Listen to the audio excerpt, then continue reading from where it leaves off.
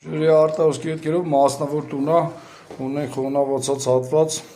այսինքն այս հատվածը պատի հետևը բաղնիքն է, ինքը սենց համատարած, բերել թրջել եմ,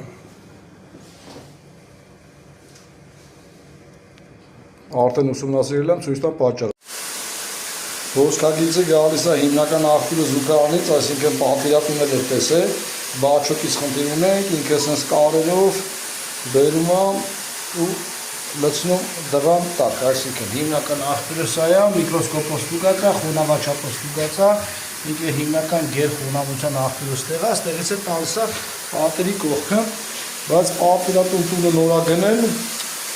կասկածներ ունի կոյուղագծի վրա, դրա մաս ուղղում ենք նաև կոյուղագիծը, հետևակ է։ Այսինքն դստեղ մեր այդ շենքի դիտահորն է, դիտահորը հիդրոխցանով խցանել եմ, ամբողջովին կոյուղագիծը, այս մեկը կոյուղագիծը չի անձևատարն է, նոր մոնտաժ են անում, կոյուղագիծը ավելի խորքային է, հիմա կոյուղագիծը ամբողջովին կլցնենք, որ հասկանանք հերմետիկ է, եթե հերմետիկ չի, նոր անցնենք որոնումներ։ Դե ինչ, ջուրը լսած է, խտի չունենք, անկում չունենք, կոյուղագծի վրա չենք